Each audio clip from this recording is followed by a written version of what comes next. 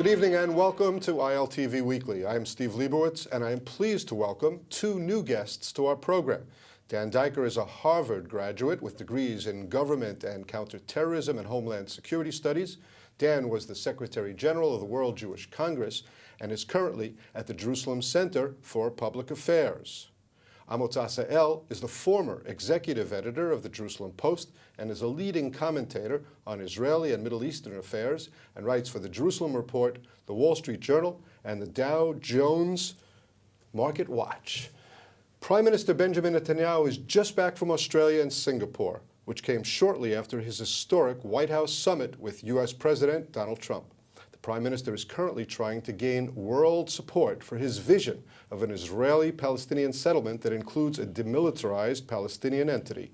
In these weeks, Netanyahu heard unprecedented support for Israel from Washington, London, and Canberra, while at the same time he is under international pressure to remain committed to the two-state solution. Before beginning our discussion, let's hear some comments, starting with U.S. President Mike Pence, U.S. Vice President Mike Pence, Prime Minister Netanyahu, Australian Prime Minister Turnbull, Singapore Prime Minister Lee Hsien, and finally, Palestinian leader Mahmoud Abbas. We're also reviewing additional steps to demonstrate America's support, including assessing whether the American embassy in Israel should be relocated to Jerusalem.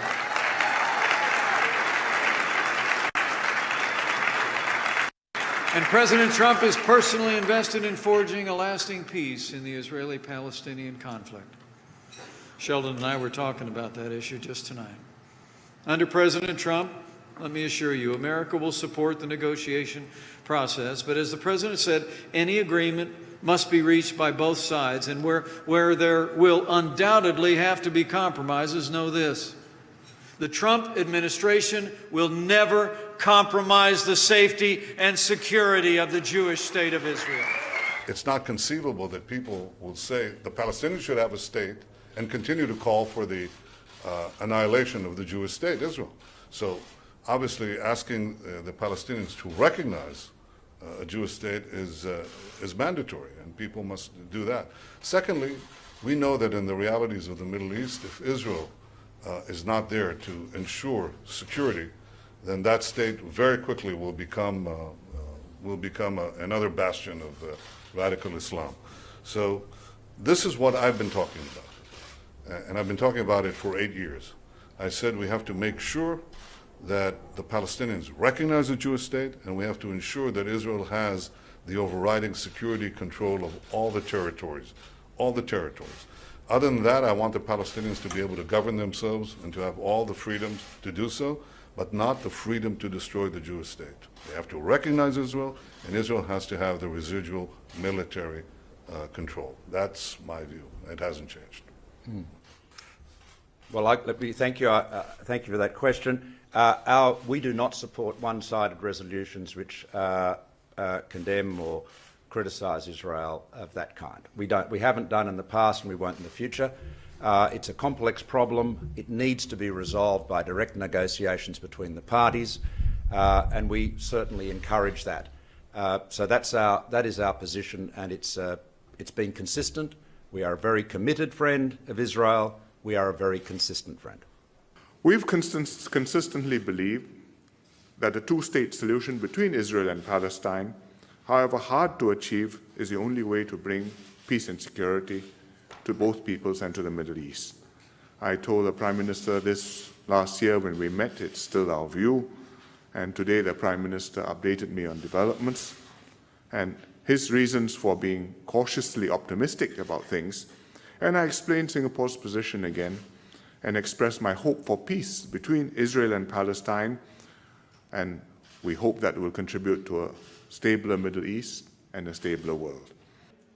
فإنه من غير المجدي لمصلحة السلام والعدالة أن يتحدث البعض عن حلول مؤقتة عن دولة واحدة أو محاولات دمج لها في إطار إقليمي كما تسعى لذلك الحكومة الإسرائيلية الحالية أو التراجع عن الإنجازات التي تحققت. Amot, so Prime Minister Netanyahu has laid out his vision for an agreement with the Palestinians that calls for a demilitarized entity that leaves Israel in control of security west of the Jordan River. It's not full sovereignty for the Palestinians. Are there any precedents for this? Well, first of all, there is a partial territorial demilitarization between us and Egypt in the framework of our agreement. Never mind that we now, in mutual agreement, modify this in the wake of current circumstances, but the principle of demilitarization is not novel to the region. There were also various types of demilitarizations over the decades in Europe before and after World War II. But the question in our case, in the context of Netanyahu's suggestion that it be introduced between us and the Palestinians, the question is, who will make the Palestinians deliver this kind of concession? And I think that in his vision, that will be the Sunni Arab powers that are, first of all, are in a position to impact the Palestinians in such a way. And secondly, they also have the motivation to see the conflict between us and the Palestinians resolved. Dan, you've written and long advocated for a policy of defensible borders for Israel. Is that the vision basically being presented by Netanyahu? Steve, it is. Prime Minister Netanyahu is re-embracing the Rabin principles for a solution of what Rabin, of blessed memory, used to call more than autonomy, less than a state. And if you listen to the language of Prime Minister Netanyahu, he is re-embracing those security principles as the foundation of this, let's call it, political security realignment. During the last 8 years, the Obama administration, the Netanyahu government has had to make a large number of compromises and gestures to the former American administration. But now what he's doing is, as you heard in these sound bites in Singapore, Australia, and in the United States with President Trump, is to set out a vision of an Israel with defensible borders, meaning control of the Judean-Samarian Hill Ridge, as well as full control from the Hill Ridge eastward to the Jordan River. That is the only way that Israel can prevent terrorist actors from coming from Syria, from coming from northern Saudi Arabia, and even using Jordan against the wishes of the Jordanian, and they have very good security, but against the wishes and the capabilities, perhaps, of the Jordanians in order to penetrate eastward. So those mountains that protect Jerusalem and westward towards the Mediterranean Sea. That is Israel's security wall. And that's what Prime Minister Netanyahu is talking about when he talks about, he didn't say defensible borders, but he means defensible borders for Israel and independence and sovereignty as much as possible for the Palestinians. Amos, you touched on it briefly in your answer before, but I want to ask this. In the White House meeting between Trump and Netanyahu, there was talk of a regional agreement and working on a settlement with a larger canvas, as they put it. Is there any indication that the concept of an agreement with moderate Arab countries of the region is gaining traction? I think that it probably is quietly in Arab capitals, but not among the Palestinians. The Palestinians right now are paralyzed because of their schism between Gaza and the West Bank, and because this schism also reflects much deeper differences than just the territorial distance, differences between Islamist fundamentalists who rule Gaza and, at least theoretically, secular people who rule the West Bank. And that is why they paralyze each other, they cancel each other out. Nobody there is in a political position to deliver the diplomatic goods, but elsewhere in the region, in Cairo, in Riyadh, and in Amman, and in the Gulf states, and perhaps as far as Morocco, there's great openness to this. And if circumstances in the future make this urgent, then they might impose themselves on the Palestinians. I doubt this will happen during Mahmoud Abbas's shift. You know, Steve, you have to bear in mind, just to add to what to Amotza's very incisive analysis, that there is an unprecedented tension between the Sunni Arab states and the Palestinian Authority, because the Sunni Arab states are accusing Mahmoud Abbas and the Palestinian leadership of abandoning the larger Arab League states on the Iranian threat file. They have accused Abbas of only thinking of himself, of isolating the Palestinians from the larger Sunni world. We have not seen this type of collective anger at the Palestinians by the, or publicly stated by the what's left of the Sunni Arab state system in many, many years. So this certainly will give the Sunnis, I think, with the encouragement and the sanction of President Trump, a lot of leverage on the Palestinians to force them into a compromised position and to accept what they already have, which is basically de facto they have got a state. They have a federal state. Well, that's what I wanted to ask you about. We heard the comment from Mahmoud Abbas. Is there any chance that the Palestinians will buy into this vision of one Jewish state alongside a Palestinian entity surrounded, in effect, by the Israeli army? What Mr. Netanyahu's position that the Palestinian leadership must accept publicly the notion of the nation state of the Jewish people will never happen. It is against Islam. It is against PLO revolutionary ideology. They simply cannot and will not recognize Israel as a nation state of the Jewish people. They have recognized Israel as a state within their hope that this state, the nation state of the Jewish people, with a thriving minority of Muslims and Christians, will essentially become another Muslim Arab state. That's the hope of the PLO. But insofar as the PLO under Mahmoud Abbas or his successor will have to recognize Israel as a Jewish state, that will not happen. So whatever compromise position will take place de facto on the ground will probably have to be done in a very technical way, with without major ceremonies, without major announcements that we've reached the end of this major conflict. Just quietly agreeing to certain security, social, economic moves on the ground. I just beg to differ on one marginal aspect. I never say never about the future. As I suggest, we never say never about the future. And I say this specifically about the implacable enemies that we, the Jews, have faced throughout history. There was a time, until very recently, when no Jew would accept a prediction that the Catholic Church would recognize the Jewish state, that the popes would come and visit here the way they now do habitually and salute the Israeli flag and listen to an Israeli military band playing the Israeli national anthem, which we now take for granted. But there was a time when they refused to do all this, decades, even after Israel's establishment, let alone their attitude before Israel's establishment. For instance, when the Pope of the time turned down Theodor Herzl's request that the Vatican help him establish a Jewish state in the Jewish ancestral land.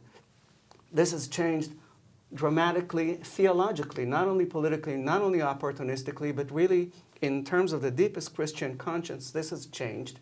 And I therefore say, you never know what the future holds for us from the Muslim kind of hostility that we currently face. It too can transform, but we should bear in mind that the way Christianity transformed, not because of us, but in spite of us, that is also the way it in all likelihood will happen someday, probably not in our lifetimes. That is also the way it will happen someday between us and the Muslims that we currently face. So I never say never about that. Now, to be practical about the present, I would draw everyone's attention to a very interesting article published recently in Foreign Affairs by former Defense Minister Moshe Ya'alon, who is now in the headlines for other reasons. But it was very wise, and it said there will be no grand deal of the sort that Shimon Peres and Yitzhak Rabin tried to concoct last generation. And in its absence, what we should be seeking is effective peace situations grown from below and very unpretentiously. And this, I fully agree with you, and I think this is where things are headed. All right, gentlemen, there is no doubt that there is a rise in anti-Semitism in Europe and in the United States. Jews are attacked, Jewish cemeteries are defaced, swastikas are drawn, bomb threats are made at many Jewish community centers, and many in the diaspora are feeling threatened. Let's hear this comment from Prime Minister Netanyahu and another from Vice President Pence while he was helping to repair a desecrated Jewish cemetery in St. Louis. I also think that we have a battle against those who seek to demonize our people and the resurgent anti-Semitism that we see in many parts of the world. It is something that we need to fight together. I think this is important in Europe. It's important in America. It's very important that President Trump took a strong stand against anti-Semitism, and it's important that we all continue to do so in the years ahead. I'm Mike Pence. I'm the Vice President of the United States of America.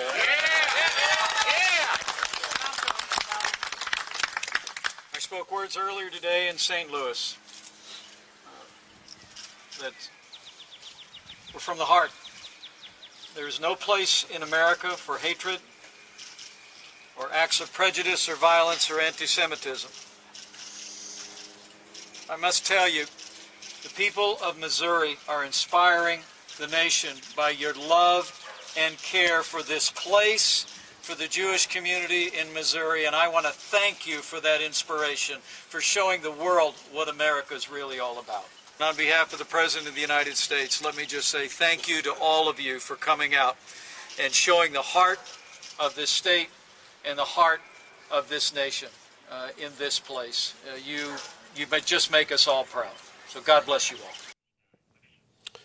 Dan, the head of the Conference of Presidents of Major American Jewish Organizations, Malcolm Hoenlein, just said that the rise in anti-Semitism is a pandemic with global dimensions. He's calling for a global summit to counter the phenomenon. Do you buy it?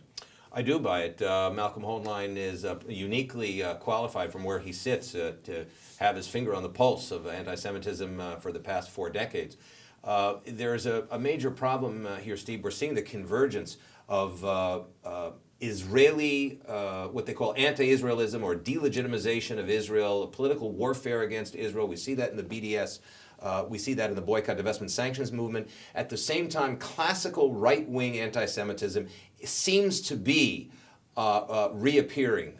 And some of these are part of the constituency of President Trump. Not that President Trump supports them, but they support him. And we have not seen the type of graphic expressions of anti-Semitism, swastikas and others, even in places like New York City, which has several million Jews in it. We're seeing this phenomenon crop up. However, it should be said that we are also seeing a backlash of normal, of everyday Americans, Hispanic, African Americans working with Jews, wiping off these horrible and violent expressions of anti-Semitism. So that's the good news. There's also a convergence between the anti-Israel type of anti-Semitism and or right-wing and left-wing anti-Semitism. And as we're seeing the Red-Green Alliance type of anti-Semitism, which is Islamic groups connecting with radical left-wing groups, and we're also seeing a resurgence of right-wing anti-Semitism. It is a disturbing phenomenon. It has to be tackled immediately. I think it is clearly in Europe, certainly on the government level, illegal in many European countries, led by Germany, and it has to be tackled. Malcolm Hoenlein is absolutely right. It has to be tackled aggressively, assertively, right away, and not let to sit and simmer. Amos, on the one hand, there's this rise in anti-Semitism, as we've just heard from Dan and from Mike Pence and Prime Minister Netanyahu. On the other hand, there was a recent poll that came out, I think the Pew study came out with it, which indicated that the Jewish religion is actually the most popular in the United States. Are we overstating this? I mean, the American Jewry is so well ingrained in the American culture and in American society in so many ways. Are we overstating the dangers? Well, there's no contradiction between the two. On the one hand, yes, Judaism and the Jews in America have become part and parcel of the American mainstream in a well-known process since the morning after World War II. But this does not contradict the fact that on the margins, there are people who are not part of this and who can pose a threat to the future of this tremendous accomplishment, which we should add here is unprecedented in Jewish history. The Jewish diaspora is 2,500 years old, and never throughout this history was there a place and a time when the Jews' presence was not only tolerated, but welcomed, and the Jews were indeed perceived and treated as an integral part of the local state and society and culture and civilization. This is unprecedented. Jews were tolerated many times throughout history, but they were not fully part and parcel of the local civilizations. In America, they are. That's an innovation, that's a novelty, and it's one that we should all work hard to preserve and never take for granted. Dan, we heard what Vice President Pence said, and he went out to the cemetery and stood together with the Jewish community there in their pain and actually helped to repair the tombstones that were damaged and so on. But the Trump administration was pretty slow off the mark in condemning anti-Semitism. Are you concerned that there might be elements of his supporters and even elements inside the White House that don't really want to deal with the issue of anti-Semitism? Well, I think your question also stems from a couple of curious media moments that we've seen over the last few weeks, where an ultra-Orthodox Jewish reporter actually asked exactly the question you're asking, and he did not receive an answer from the president, but he was actually criticized openly by the president for thinking that he accused the president of being anti-Semitic. But to your question, we don't see any evidence that anyone in the administration, especially someone like Steve Bannon, whose name has been mentioned as being somebody who has a connection to this far-right group, the alt-right, but there is no evidence that Steve Bannon has expressed, or any other senior advisor, anti-Semitism. In fact, I know from personal discussions with very senior people in the Jewish community in the United States that Steve Bannon is a very proud supporter of the Jewish state and the Jewish people. So let me ask this. The Trump administration is at war with what they call their enemies in the media, and they've used the word enemies. Trump has used it directly about some media. Often Jewish journalists and Jewish-owned media have been singled out. Both of you are currently in the world of journalism, or have been in the world of journalism. Is this a dangerous development? Of course it is. First of all, journalism, in my view, is a Jewish invention and value. The prophets effectively introduced... Journalism is a Jewish invention? Yes, I will tell you why I think so. Not in its full, perhaps, modern mechanics, but the principle of ordinary, unarmed, powerless people barging into the corridors of power and calling to task the powers that be. We invented that with Moses in Egypt, and then with Nathan in David's court, and then with Elijah facing King Ahab. We invented that. That's a Jewish invention. Then also journalism itself in its modern guise was dominated by Jews, and it is no coincidence, in my view, that the Jewish state was envisioned by a journalist named Theodor Herzl, and that other major Jewish or Zionist leaders, Jabotinsky and Berl Katzenelson, were journalists. So journalism to us is dear, it's a value, and it is under threat, and we should all understand that what is being threatened here is not only our interests, but also our values. All right, we're almost out of time, but Dan, the opposition leader, Isaac Herzog, called on Prime Minister Netanyahu to get Israel ready for a possible mass immigration from the U.S. due to the rise in anti-Semitism. Do we have to start getting the absorption centers I think we ready? have to be. I think we just have to take a deep breath and take a drink of water from our ILTV mugs and just calm down. I think, you know, as Amot said before, the American contribution, position, status, profile in today's American life is so deeply ingrained in the guts of America, from the private sector, the public sector. Probably total net worth in the hundreds of billions of dollars, and tremendous influence in government. And politics. I don't think that we're going to see, you know, this type of. We prefer the positive aliyah that comes here because of opportunity, economic opportunities. Yeah, I don't think we'll Zionist see. You have reasons. 2,500 people, 2,500 Americans, or it might be up to 3,500 Americans a year making Aliyah. I mean, I'd be surprised if you saw more than 5,000 or 6,000. You might see an uptick of 15 or 20%.